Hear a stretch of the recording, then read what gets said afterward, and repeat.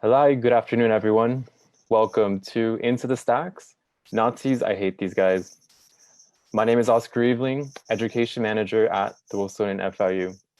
I'm very happy to have you all here joining us tonight for a special program. It's our first ever virtual Into the Stacks, and so we're very excited to kind of just be sharing this sort of program with you all. I'm happy to introduce Bookleggers Library Director, Nathaniel Sandler, and Wolfsonian's Director, Wolfsonian Curator, Shoshana Resnikoff. We're excited to really delve into this topic in terms of humoristic depictions at the height of the Second World War that aim to undercut and undermine fascist myth and really the tension present at the time.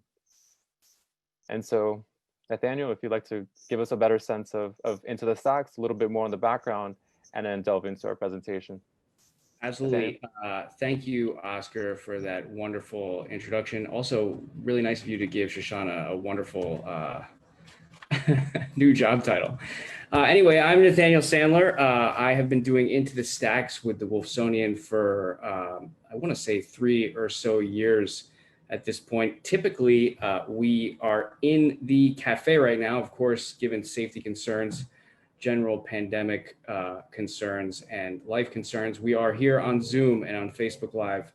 And, you know, we like Into the Stacks to be a very casual environment. Everybody on this end has a glass of rosé. We encourage the same from you. And typically we would be drinking for cheap in the Wolfsonian Cafe, but, you know, we have done this program, Shoshana and I, together once, I believe it was 2018. It was formerly titled Making Fun of Nazis. We've since changed the title to Nazis, I Hate These Guys. And typically we go into an explanation with a PowerPoint, and then we show you objects upstairs in the actual stacks. We will be sticking to PowerPoint, but the main concern of hating Nazis remains. The quote itself is from a movie which many of you might be familiar with. Oscar, if you could give us a flip here. And it is the famous moment where Indiana Jones and his father encounter the Nazis in the German castle in the Last Crusade. Of course, we are not going to be traveling to German castles, but we will be hating Nazis. And in the spirit of things, we figured Indiana Jones is one way of dealing with a serious subject by trying to maintain levity. So we went with this, and we wanted to, here in the introduction, kind of explain to you that, you know, we're going to stick to historical moments. We're going to stick to the Germans in the 1930s and 40s. Of course, there may be moments of modern day parallels that you do see. We will wink, and we will nudge, and we will nudge, but we will not actually be speaking about any neo-Nazis or modern day Nazis. Certainly you can bring them up in the comments if you feel inspired or uninspired, depending on how you want to look at that. So anyway, and I'm going to pass this over briefly for a moment to Shoshana, who's also going to introduce herself. She's the wonderful curator at the Wolfsonian and my partner in hating Nazis. Sure. Oscar, I think next slide would work. Where Oscar is our advanced person, so we're going to be hearing that a lot. So I'm Shoshana Resnikoff. Many of you who are members and repeat visitors to the Wolfsonian may have met me on a tour or at an event. Others may have not. I'm a curator at the Wolfsonian. I've been here for about 3 years. And one of the things that actually has always drew me to this collection is the way that it marries decorative arts and design, and then also a real focus and attention on propaganda and the way that visual media sells people on ideas. And so that's one of the things we're really going to be diving into tonight. And in a certain way, I think this Mel Brooks quote from 2001 really functions as a thesis statement for at least a portion of what we're doing tonight. He says, you know, I was never crazy about Hitler. If you stand on a soapbox and trade rhetoric with a dictator, you never win. That's what they do so well. They seduce people. But if you ridicule them, bring them down with laughter, they can't win. You show how crazy they are. I do like that intro line. I was never crazy about Hitler. That's a relief. I feel like most of us are not. But I also think that this last part, they can't win, you show how crazy they are. That's something important to hold on to, because I think in sort of a twist on the last time we did this, Nathaniel and I want to dive towards the end a little bit more into what it really means to win using humor, if that's possible at all. I think we'll go to the next slide. Yes. So one of the most famous examples of making fun of Nazis comes from Walt Disney. Here we go and see Der Führer's Face, which is the same song that was playing if you entered at the beginning of the Zoom chat. To the left is the sheet music, words and music by Oliver Wallace, which is actually in the Wolfsonian collection. And to the right is a screenshot of Donald Duck being forced at bayonet point to, shoot up the Sieg Heil.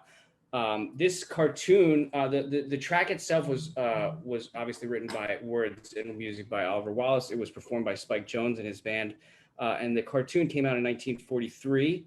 And it shows Donald Duck as a sort of unwilling Nazi, the only Disney character to ever wear the Nazi uniform. And he's working in the factory. He's hoarding his supplies. He's saving bread, coffee. There's a moment where he's also at bayonet point reading Mein Kampf. He's kicked, he's prodded, he's forced to work for 48 hours for the Fuhrer. And after a little while, he wakes up in America and learns that the whole thing was a nightmare, which was, I guess, his redemption as a Nazi. It did actually at the 15th Academy Awards win an Oscar, but at the time, when this cartoon was made, the United States was in what we now know as and call total war. So the entire United States industrial populace or industrial arm and the populace thereafter was working towards the war effort. So because of this, and because it depicted Donald as a Nazi, it was held from circulation until after the war. So most people at the time wouldn't have seen this. So it's an example of a humorous take on Nazi. Donald is in Nazi land. They call it Nazi land, but it's a humorous take on Nazism. And at the time, they actually thought that the humor was too risky, so it was suppressed. And there's the reasons for that is that they didn't want anyone seeing Donald and thinking, oh, maybe I should be a Nazi too, even a child. But we're going to keep here and move on to the next artist, who's another hugely famous artist, and Shoshana is going to take it over there, who has similar problems.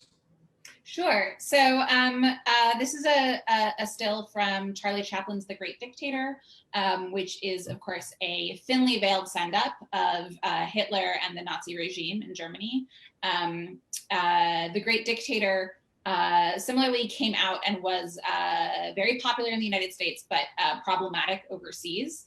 And in it, Charlie Chaplin plays both a Jewish barber who has experienced amnesia, as well as the dictator of this fictionalized version of Nazi Germany. He is collaborating with the leader of Bacteria, which is of course Italy, and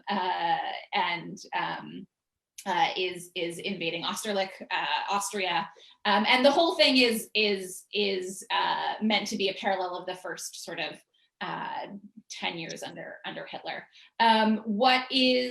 This is a scene from when the Bacteria leader has talked to the dictator about invading this faux Austria, and he begins dancing with this globe, which is revealed to be a balloon.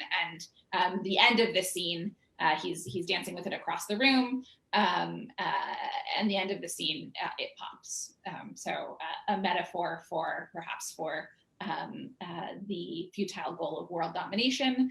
One of the things that's incredibly interesting about, there are many things that are very interesting about The Great Dictator, but for one thing, it concludes with a swap. The the barber character has to take on the role of the dictator, and in that role, in that capacity, gives a stirring speech about peace and ends the conflict, which is, I think, a very, one might almost see it as a contemporary sort of Sorkin-esque belief in the power of language and high-minded speaking to diffuse military situations.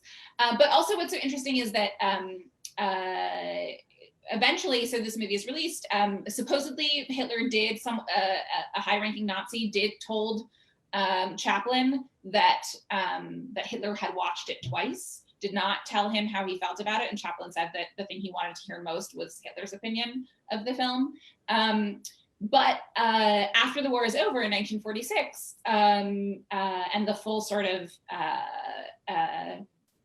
the vastness of the Nazi death machine that was the Holocaust is revealed, Chaplin said he actually regretted parts of this film because he felt that unintentionally he had made light of the atrocities. And so that's something to keep in mind too, the way that humor is this incredibly important and pointed tool, but also can do unintended harm.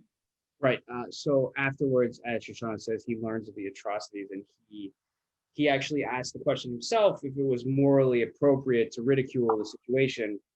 And of course, famously, the philosopher Theodor Adorno called it failed art, because you shouldn't be bringing humor into something that, you shouldn't trivialize something that's so grave as the horrors of the Holocaust and Nazi socialism. But we're sticking here and moving forward with these sort of popular examples, and one of the things that we will talk about is what, the kind of slight difference between what's high art and low art. But next up is the good Dr. Theodor Seuss Geisel, and Oscar, if you could take us along the line, and here is one of many cartoons you could see down there in the bottom right corner that Dr. Seuss from 1941 to 1943 was a political cartoonist, and he worked with a newspaper called PM, which was quite popular at the time. It was around a nickel at the time, and they had a circulation during the war of, in the millions. And it was very left-leaning. There were no advertisements. So what attracted Seuss to this was an environment that was sort of free from the corporate overlord, and it wasn't just Dr. Seuss who was attracted to PM magazine. There were other quite famous people, Erskine Caldwell, Dorothy Parker, Ernest Hemingway, Walker Evans took photographs. There were many, many people who we still now see as sort of lions of the 20th century that were attracted to PM magazine. It was, of course, funded by an incredibly rich man who at some point near the end of the war lost interest in funding it. But it's important to note that even in the 40s and before, and certainly for some time after, there was an incredibly wealthy left-wing people that would do these sorts of things. And the magazine was seen as and known to be anti-fascist, anti-isolationist at the time, which was considered anti-fascist. Dr. Seuss was Antifa, as much as we all want to use that word for whatever it is. But Dr. Seuss was against, and PM Magazine's calling card, their famous, often repeated, I guess, credo was PM is against the people who push other people around. And Dr. Seuss himself said he liked that. I like that. I like being against the people that push other people around. They were known for telling the truth and not holding things back and not sparing feelings. And so Dr. Seuss went to war. And from 1941 to 1943, he did over 400 cartoons that were, quite often shared and passed around that were specifically against the fascists in Europe. And he's famously quoted as saying, I had no great causes or interest in social issues until Hitler. So, and if you take the time, I don't know whether you would do this, but if you take the time to look at what Seuss did before and after the war, is true. The true kind of what we know Dr. Seuss to be doesn't come until after the war, and there's a lot of arguments to be made that Dr. Seuss was made by World War II. This work that he put in PM magazine, he learned how to hone his voice, where to take chances. It's sort of confrontational humor that he's now, known across literally the whole world for. But in PM magazine, he's directly speaking with this graphic force. And if you could move one more slide, I think there's a few to look at. See here, it's this sort of mix of goof and somber, where he's in the doctor and he says, "I've frozen up here and sunburned down here. Of course, ridiculous. Russia is freezing him, and the sands of Libya are burning him. He's overextending himself, but he also has this kind of bare ass out. And of course, asses will come into play much to great extent later in this talk. But this is the kind of textbook Dr. Seuss, where even with this kind of goofy moment, there's still to the top left a skull looking on, sort of reminding us of our mortality. But this is, the same way that he confronts fascism.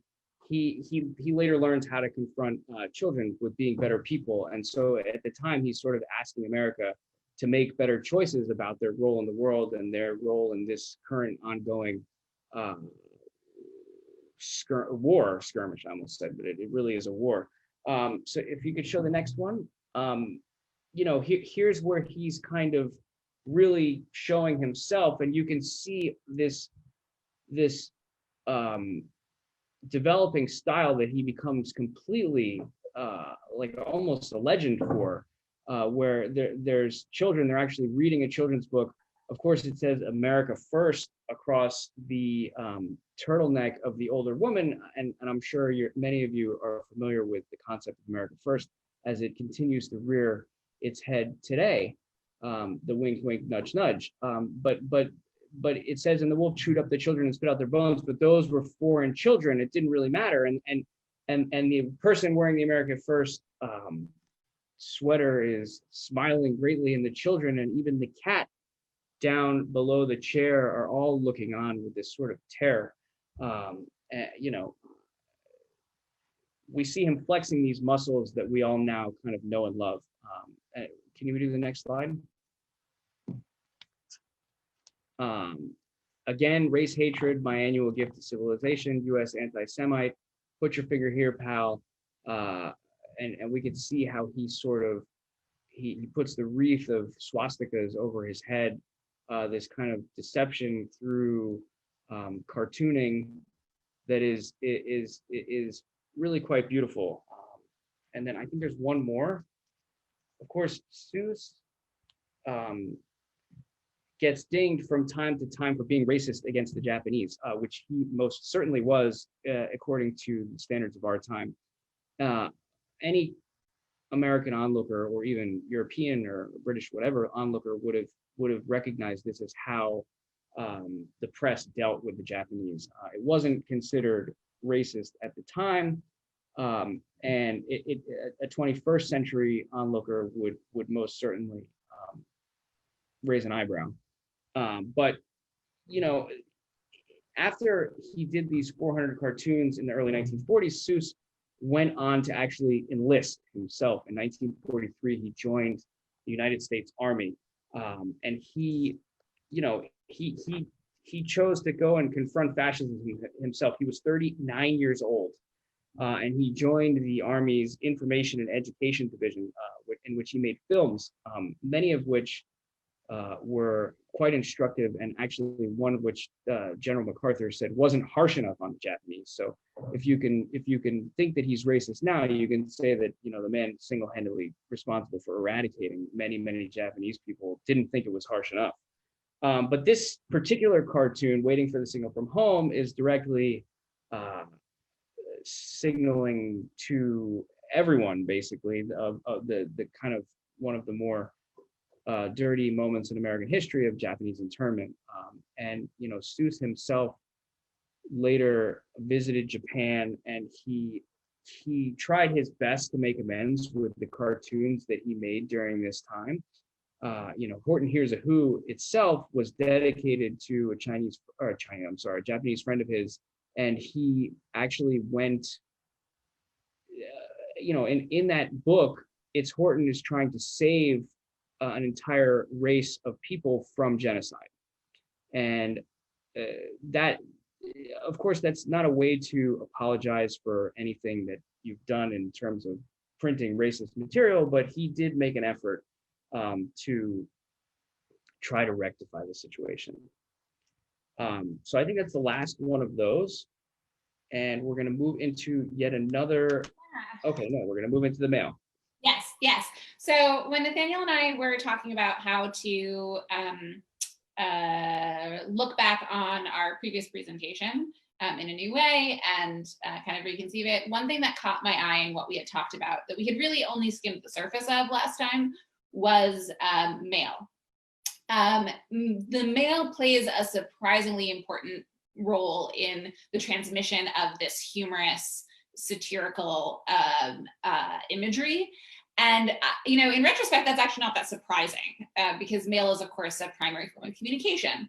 And this took me down as a research topic, like a whole insane rabbit hole, some of which is connected to making fun of Nazis, some of which is about propaganda and is maybe less humorous. So you're all just going to have to go on this journey with me because I got excited and I'm going to share it. So I hope you are on board. The role of mail in sort of dismantling or attempting to disrupt the running of the Nazi government, and certainly to demoralize the morale of Germans, was really important, and it began in 1943, in part with something called Operation Cornflakes. This was an OSS operation from the United States concerned with demoralizing everyday Germans as well as soldiers by distributing propagandistic and sort of subtly anti-Nazi mail. Obviously, there's a long history of the distribution of propaganda across enemy lines. And certainly the United States was very busy doing kind of airdrops across countryside. But a lot of that material never makes it into anyone's hands. And so the Americans developed a program. They were already bombing Nazi mail trains to disrupt the mail system. That was an intentional sort of total war tactic. And so at that point, if you're going to bomb a mail train, and then of course the German soldiers are going to come and clean up the wreckage and try to distribute what mail they can, why not also drop some secret propaganda mail hidden in plain sight as German mail and get that sent to actual Germans? So they actually had legitimate addresses of just random German people. They published magazines, they wrote letters, stuffed them into envelopes. It was a whole machine, and then dropped these the mail along into the wreckage of the mail cars that they had just bombed. And it was called Operation Cornflakes, of course, because the idea was that Germans would be reading these propagandistic anti-Nazi magazines that were printed with their breakfast, and of course Americans eat cornflakes for breakfast, so hence the name. I included here images of on the left the stamps that they used. So the first two stamps are Deutsche Reich, the official stamps of Nazi Germany, and then on the left, and then on the right is Future-Reich, which translates to the Lost Empire. So the German Empire, the Lost Empire. So that was sort of the propagandistic, satirical and undermining stamp. And actually what's so interesting is that the image of Hitler sort of becoming a skull is likely taken from a photo montage of Hitler created by a German Jewish artist and photographer named Erwin Blumenfeld, who produced this photograph on the right in 1933. It was eventually exhibited in 1937. He had been a German soldier in World War I, and then, of course, very quickly became disillusioned with German leadership in the 30s. And this was his sort of attempt to undermine the regime relatively early on. Oscar, can you go to the next slide? And to be clear, I mean, I think that the Erwin Blumenfeld example is a really important example of the way in which this, most of what we're going to be talking about tonight is the work of Americans mocking the Germans, mocking Nazis. But there was limited, but I think quite active resistance in Germany to Nazi ideology that manifested itself in some really interesting ways, also connected to the mail. And so this is actually a postcard created by Otto and Elise Hempel. These were German citizens, a married couple. And then after Elise's brother was killed in action, he was a German soldier and he was killed in action. And in 1940, after that happened, they became so disillusioned with the entire kind of Nazi regime that they began writing and printing these seditious postcards that they would secretly mail to people at random. They would hide them in various parts of the city. They would drop them off at people's doorsteps. And they did this all in secret. And in fact, very quickly had to go on the run. Because the German authorities were closing in on them, and they evaded capture for 3 years, staying within Germany. I think actually within Berlin for the most part, distributing these postcards and mailing them to random citizens while staying under the radar. Before they were captured in 1943 and executed, they were beheaded in the center of Berlin. And so this is, I think the rare but important example of internal German resistance to the Nazi regime and the ideology. Not very funny though, so I promise we will get to some humor in the next slide. Okay, so this is the meat of what I want to talk about. First of all, to Nathaniel's point earlier, you're going to be seeing a lot about butts in the next couple of slides, and then even more towards the end. So just start noticing people's behinds. This is a postcard from the Wolfsonian collection. We have, gosh, probably upwards of 30 postcards from this period that are satirical, mocking images of Nazis being weak, being undermined by the Americans, being seen as buffoons. And that's really like the majority, the visual language of this material is really about dismantling the mythology of Hitler, this sort of great man story that he's told about himself, and that all of the kind of German visual and material culture is structured around upholding.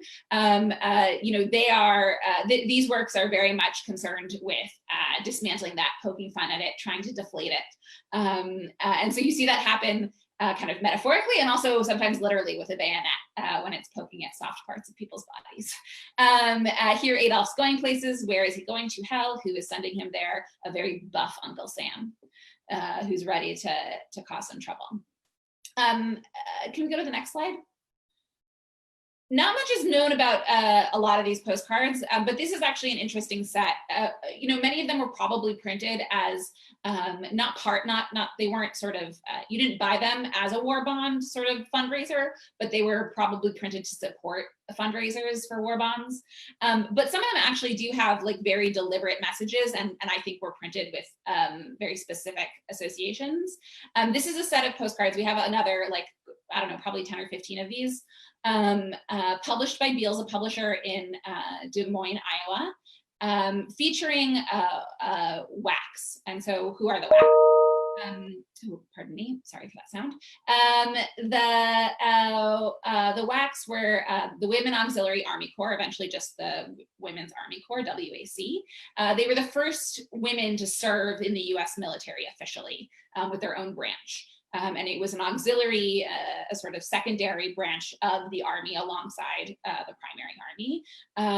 They served in administrative capacities. They filled sort of manpower shortage needs, but they did also go overseas as well. Again, primarily in administrative capacity. These women were not seeing action.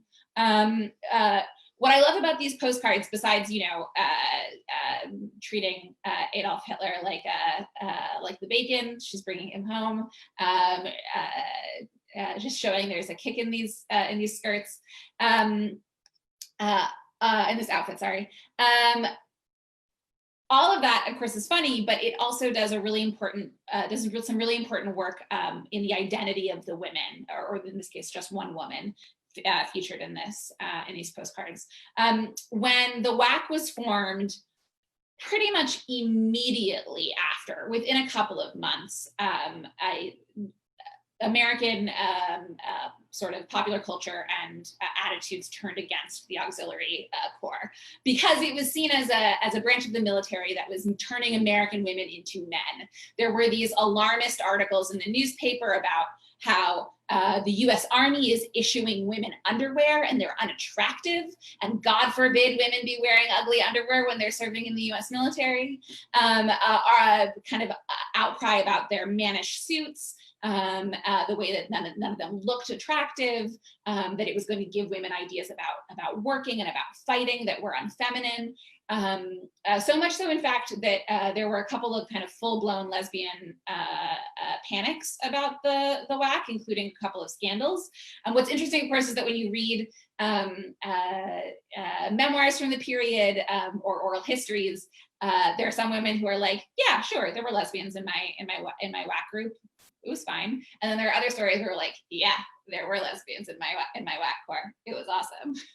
So, like, regardless, this was not an issue for the women who were serving. It was an issue for the rest of the populace. And in fact, it was such a big issue that the other women's forces, the Waves for the Navy, the Spars for the Coast Guard, the Women Marines for the Marines, because they didn't believe in kicky nicknames, which all formed later, very consciously formed their units in contrast to the WAC, with cuter uniforms, army issue lipstick, anything to emphasize the fact that these were women, not soldiers. And so all of this is to say that these postcards do some really important work separate from the humor and certainly the emasculating Hitler, right? Like, he's so weak, he's been captured by a woman. They also do really important work of sort of resexualizing and making these women attractive again, while still allowing them the agency of helping to defeat the Nazis. Next slide. So the last set of mail that I want to explore is envelopes, which I know is a thrilling topic for everyone, but I promise these are really interesting. We have, as well as the postcards, a surprisingly large collection of envelopes, all of which feature these kind of singular little, what could almost be considered doodles, except that they're printed, so of course they're not. But they're just these little images, caricatures, jokes about the Axis powers. So that first one on the upper left has a little ditty. Benito and Adolf got kicked in the can. The next is Hirohito and his stinking Japan.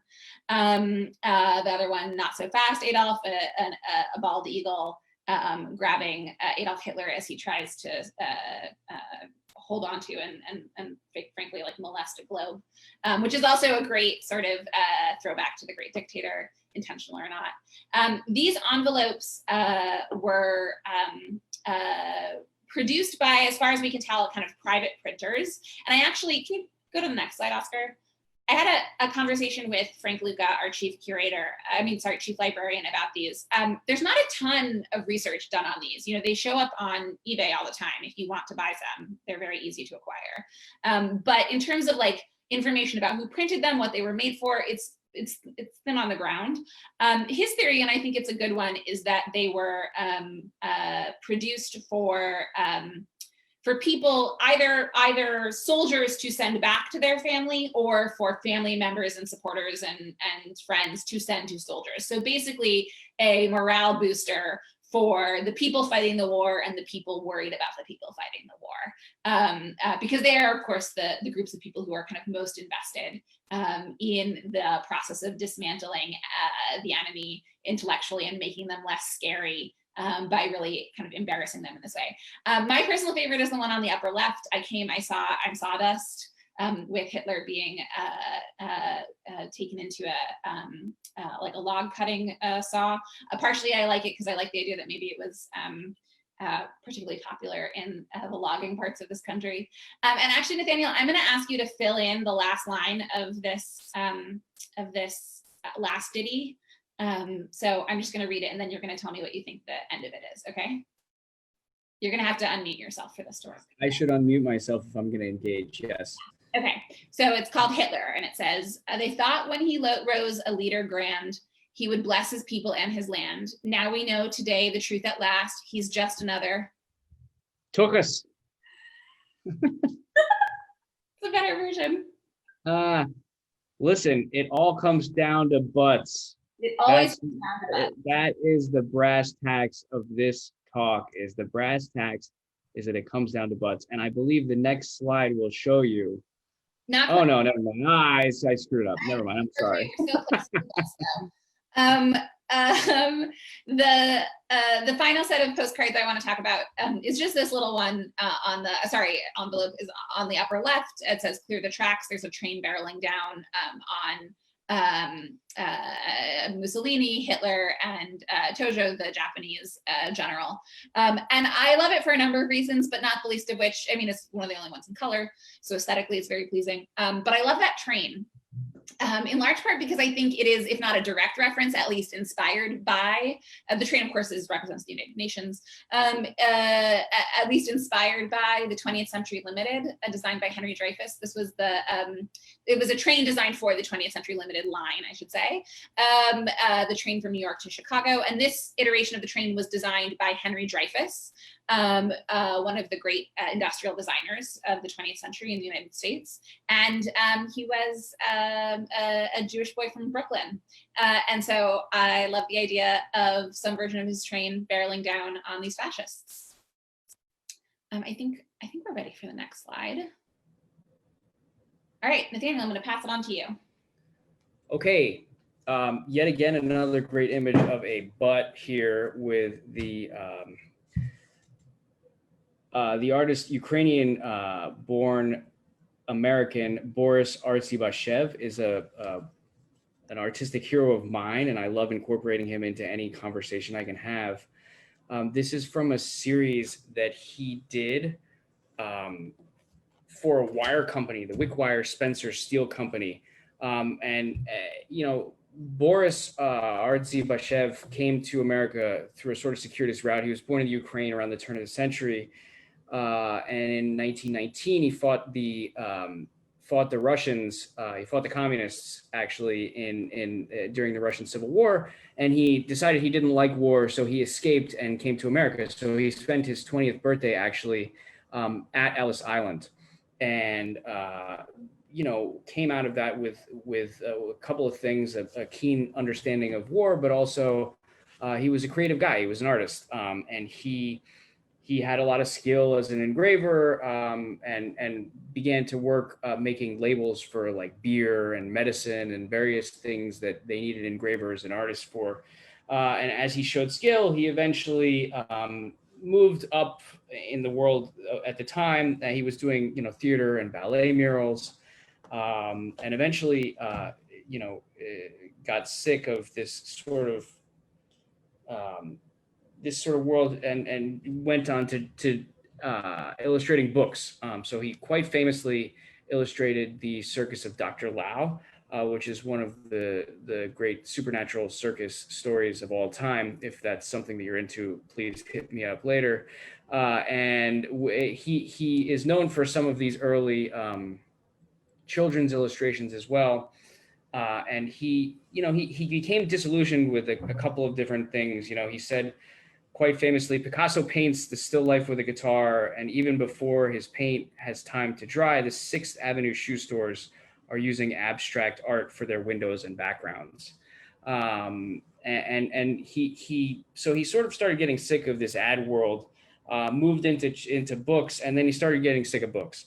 And so he says, I resent the publisher's literal mindedness, his lack of imagination, his inability or lack of desire to conceive of any other way of evoking an emotion, expressing a thought, and as a result, his inability to educate his public to any other form of expression. So you can see that Boris himself has quite a lot of ideas, but the one thing that shines through is there that he wants to educate the public, right? He wants to work in books, he wants to work in advertising, he wants to educate the public, he wants to express thoughts. And so around 1940, he began working for magazines, and which is how he made a very, very easy transition into what we would now call propaganda. And this particular image is quite a famous one for the people that know who he is, but he's known for this sort of anthropomorphism where he takes inanimate objects and makes them real, and particularly machines. So if we're thinking about a steel company hiring an artist to make propaganda, it's pretty easy to read this image, one of which is a man made of steel wire, kicking literally the face of the Nazi party in the bum, and off to his behind the much larger, much stronger, much more physically capable wireman is a factory that is obviously capable and building, and he is being kicked to the fires where this sort of fascism lives in the doldrums of fire or whatever. But he blends a lot of different artistic styles. The man, of course, is a master of the machine age, mostly forgotten today, except for extremely niche art historical circles. But this collection lays in the Wolfsonian, this whole thing that he did for Wickwire Spencer Steel Company. And it's this kind of bizarre blending of art and capitalism and wartime advertisements. But Artsy Bashev was very concerned about the use and misuse of machines. And he understood machines to be useful to the war effort, but he also understood machines to be probably a bad concept long-term for humanity. And quite famously, after the war, he says, I try to shake this thought off, and this is really wink, wink, nudge, nudge moment on a greater level, but I try to shake this thought off. It may be that a healthy planet should have no more life upon it than a well-kept dog should have fleas. But what possesses the flea to concoct its own flea powder? So he's kind of asking us, why do we build these machines that kill the planet? But even though he knows there's some sort of itch there that's making him question it, he knows that he's fascinated by machines. Every single one of his drawings and engravings and etchings and all of the art is this anthropomorphic machine that's either beating the fascists, or if it's a fascist machine, it's meant to look silly. So if you can go, we can look at a couple more of these. So here you can see the machine is actually leading the fascists into this boiling pot, being cauldron being sort of mixed by a devil of some sort. And in this moment, the machine shooting one way down has those three, Hitler, Mussolini, and Tojo, and they're made to sort of look so crazy and goofy and idiotic, but the machine is still it's creating destruction, but it's creating destruction for good. So let's see if we can get another one. Again, another conveyor belt, the same three being led to the fires. And you can see how well detailed he does the steel wire of the conveyor belt. I'm sorry, I find this one to be the most upsetting visually. It's just... Yeah, it's a little strange. Next time you have chicken, you can think of the various parts of it being Axis powers during World War II, if you so desire. But we're not really trying to ruin people's dinner, but we are trying to think about how machines help the war effort. And he was confused by the ethics of this work. Let's get the next one here. what he did. So here's a good example. You have this tank that is it's obviously Hitler down there is running away from it, and it's meant to look kind of silly. Like, that looks like kind of a cool tank you might want to hang out with. You know what I mean? It's not meant to invoke a ton of fear. It's like kind of got a Thomas the Tank Engine feel to it. And of course, propaganda is supposed to make us feel a certain way. But by giving human-like features to a machine of war, it invokes a certain emotion to people. And you know, the idea being that, you know, he's not selling you through this. He's not selling you wire. He's not selling you steel.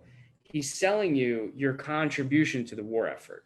He's trying to make you think that you should be involved, the same way that Rosie the Riveter might have, or the same way that Norman Rockwell might have. Now, Rockwell went a different way by showing images of the home, and almost always Artsy Bashev was showing the enemy and showing how this kind of propaganda could be used against the enemy.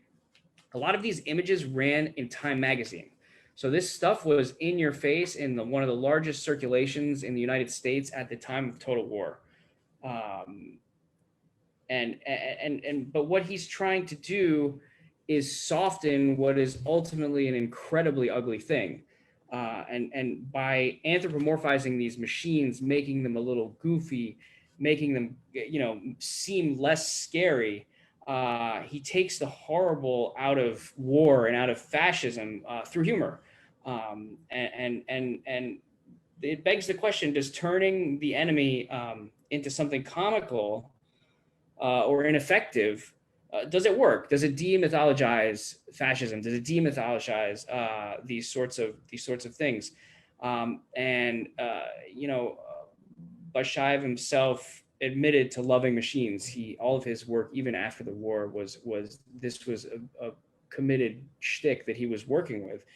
And he said, "I like machines. I would rather watch 1,000-ton dredge dig a canal than see it done by 1,000 spent slaves lashed into submission." So we think maybe Bashev, Artsy Bashev, was on the side of good. You know, of course he was with us. He was trying to convince people that what he was doing was good. And what his editor at Time said that I think is really quite interesting about machines. He said he humanized it. He showed it a monster and he laughed at it, which is kind of what we're talking about here today. Is can we laugh at fascism? And you know, I guess we can ask the people that are attending, you know, what do you think? Does this work? Does laughing at fascism work? Is it effective? And that's kind of where we're going to move into now, with further exploration of butts. So Oscar, if you could give us the next. Okay, there's another steel man he's sort of siphoning fascism through a sieve, and you know, only getting the weapons, and the fascists are obviously meeting their demise. But you can see how this blend of corporate and kind of ideological art is really interesting to look at. You know, is it high art or low art? Does it matter? I don't know. So next. All right, we're going to do a quick digression into butts again, and then we're going to return to Nathaniel's really, I think, much more significant and deep question about the role of humor in relation to fascism. We did call out a couple of specific examples to culminate on a butts moment, I guess. And like the question, you know, are we including this just because it's gross? Yes. But also, like, there is something inherently funny about the way that the human body works and the way that it processes sustenance.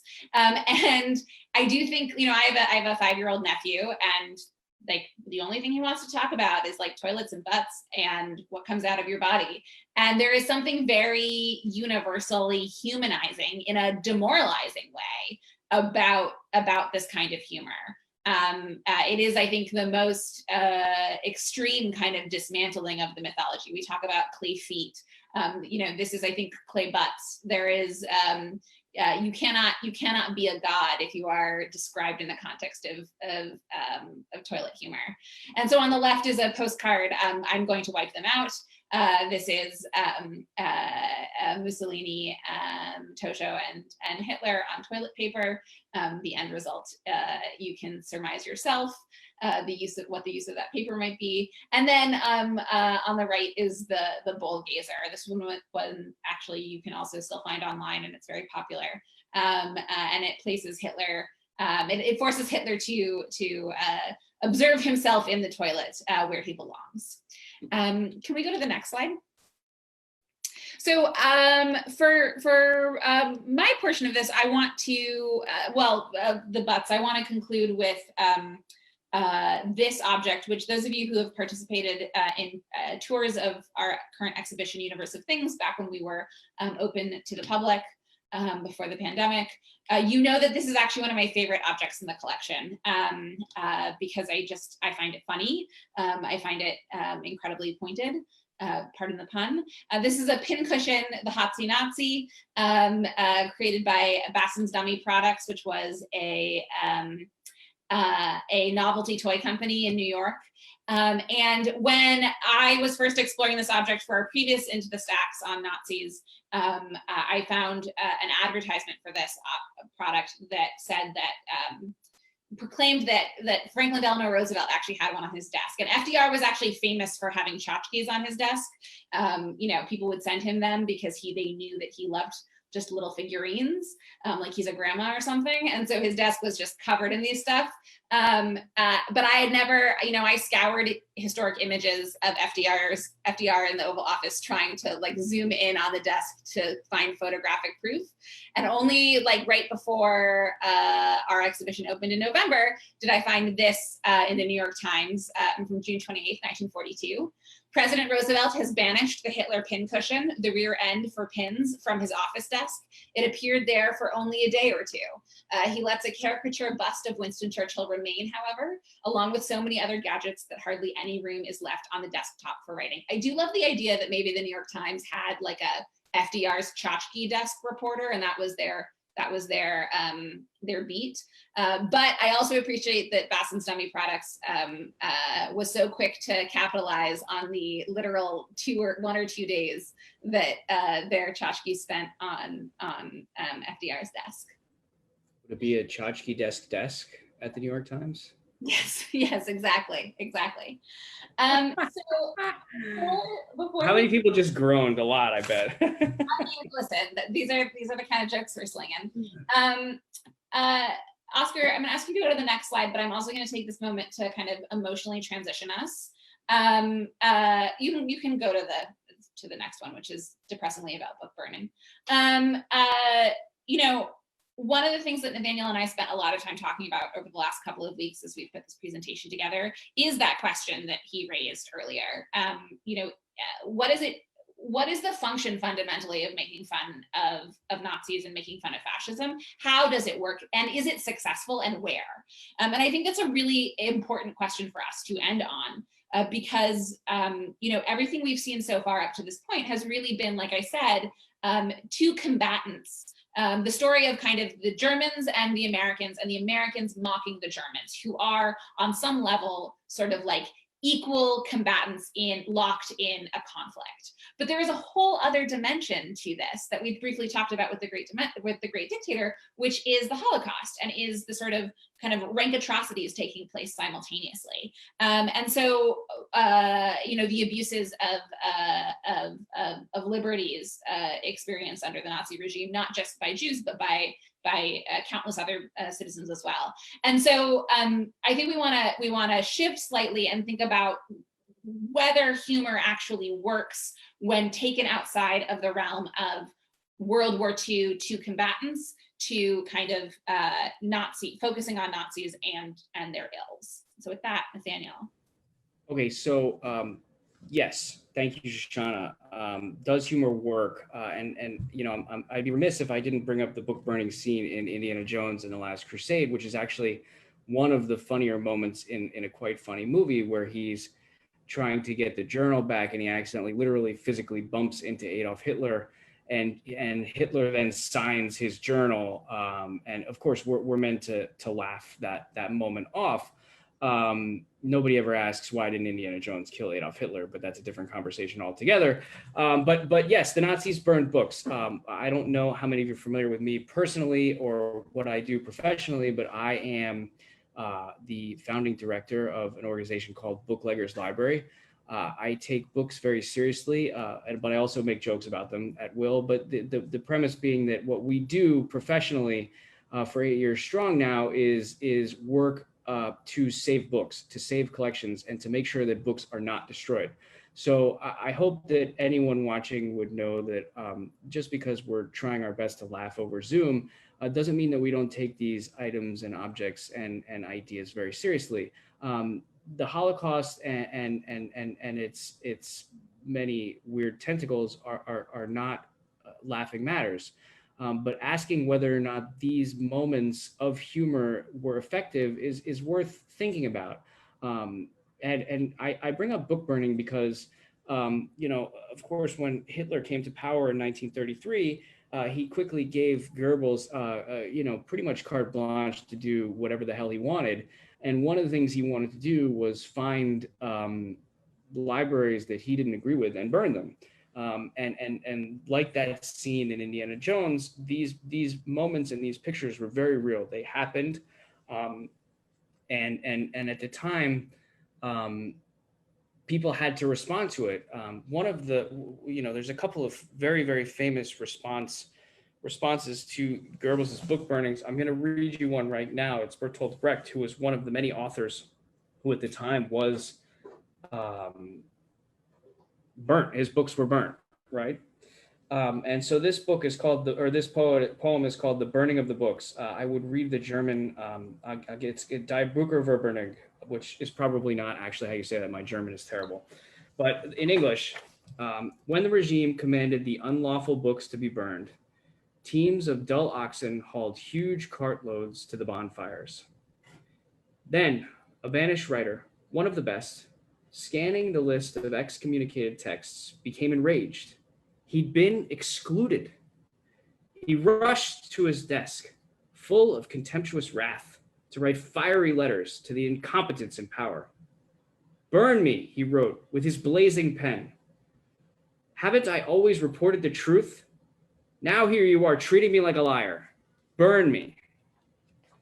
So Brecht imagines a moment during these book burnings where an author whose book was not chosen to be burned is upset that his book is okay by the Nazis, and it's laughable. It's meant to be satire. It's a joke, and Brecht himself knew it, and is obviously tongue in cheek with this.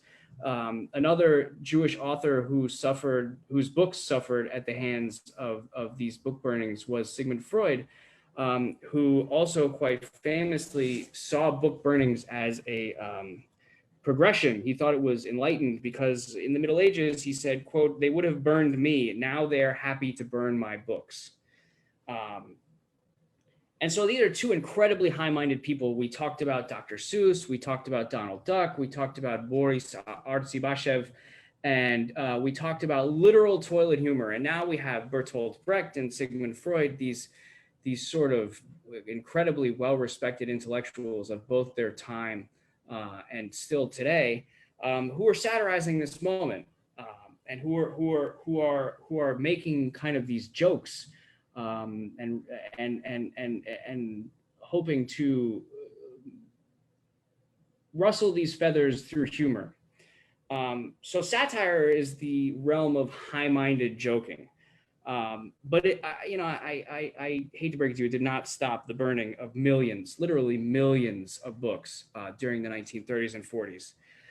So if you could go to the next slide, I want to talk about one of the most impactful pieces of sort of satirical Holocaust literature written by an Israeli man named Aaron Appelfeld in the 70s. And this book is, it's not the most famous book, but it is a very quick and very dark, beautiful little moment in Israeli literature. Apfeld himself was a victim of the Holocaust. He was born in Romania. I actually learned yesterday, the same town as Paul Celan, but he was born in Romania and witnessed at the age of 9, his mother was murdered by the Nazis when they came to town. And they brought both little Aaron and his father to concentration camps. And thankfully, much like Artzi Bashev, Apfeld was able to escape. And he fled the concentration camps and actually, you know, he moved after the war. He moved to Palestine and lived for 10 years. Became a writer, and in 1960 had a reunion with his father, which they hadn't seen each other in the 20 plus years since they were both dragged from their home in Romania and watched their mother and wife be shot. And he says of the moment that he was never able to write about it because it was so emotional. And I just ask you all to think of how awful it must have been to watch that. And then 20 years later, how beautiful that moment must have been. Truly, probably one of the more, I don't know, just truly amazing emotional moments that humanity can produce. But to the point of bringing this up, Bodenheim 1939 envisions a town called Bodenheim, which does not exist, in the year 1939. Which was basically a halfway point for the relocation of Jews as they were making their way to Poland to be executed in the fires of the Holocaust. And the book itself is relatively peaceful. The people are, you know, middle class. They're lawyers, they're doctors, they're musicians. They go to the coffee shop. They live this peaceful life in this idyllic town, which many of them regularly describe as beautiful. And Apfeld, at one point, he talks about about Jewish art. He says the journalist, the hacks, the so-called Jewish artists, perhaps his book about Hans Herzl, theater son who had converted to Christianity, or perhaps it was a book about satire, the only form of art appropriate to our lives. So Apfeld, who very much a victim of the Holocaust, thinks that satire is the only form of art appropriate to the lives of the characters of his book.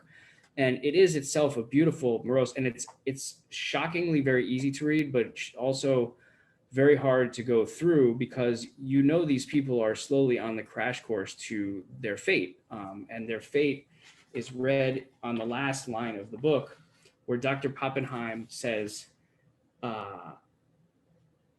nevertheless, Dr. Pappenheim found time to make the following remark. If the coaches are so dirty, it must mean that we have not far to go. Of course, much like watching the Titanic, you know where this book ends. These people are relocated to Poland, and probably all of them met their fate at the hands of the gas chambers or whatever, slave labor in the camps. But even a man who went through these rigors, saw these moments, thought that satire was the only appropriate form of art for them to take. So why is that? Why does he think that it's okay to do that? I mean, obviously you can't tell Apfeld, who he died recently, but you can't tell him how to think about the Holocaust. And actually Shoshana suggested a really interesting French philosopher, Michel de Certeau, who wrote a book called The Practice of Everyday Life that suggests that there are two ways of dealing with everyday life. One is strategy and one is tactics. Strategy being the tool of the oppressed and tactics being strategy being the tool of the oppressor and tactics being the tool of the oppressed. So a strategy is something that an institution, a government, people with great power use. They're always working towards a strategy, and a tactic being something that an oppressed person would use. And the example actually that he uses, the book's written in 1980, so a trigger warning, World Trade Center, but the example that Certeau uses is the World Trade Center. He says that seeing something from the top of the World Trade Center and being able to see the grids laid out would be much different than the individual walking the street. So humor is yet another tactic. It is only a tactic, and it is not a tactic that necessarily works, but it's a tactic. It's a coping mechanism. It's one way of dealing with this.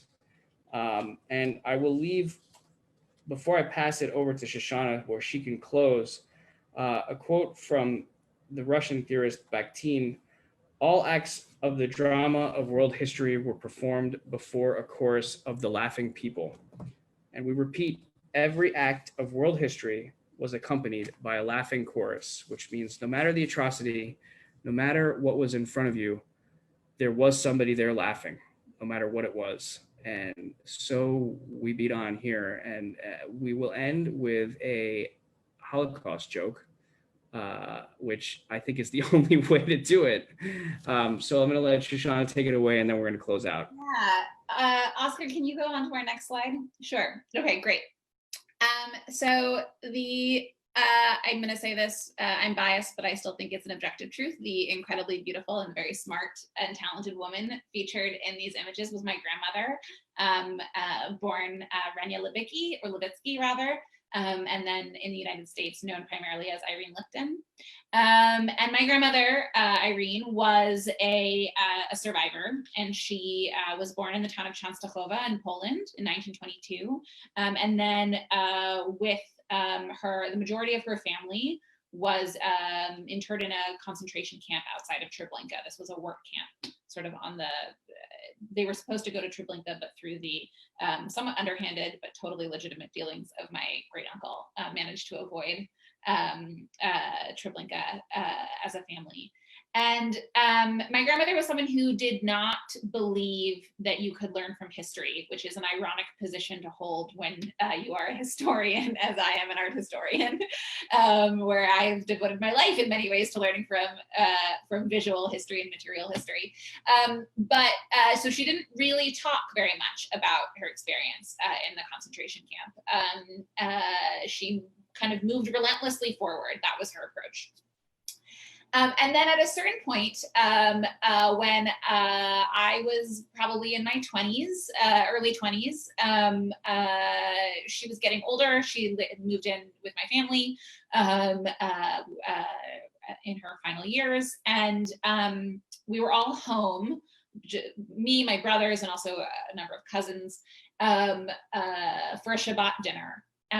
In my mother's home in Berkeley, California, and we're all sitting around the dining room table, and my grandmother told the only Holocaust joke I've ever been able to handle. I think as a general rule they are bad and immoral, and this one somehow worked, and so I'm going to try to share it and try to share why I feel like it works. Someone said something she couldn't hear. She was getting a little hard of hearing.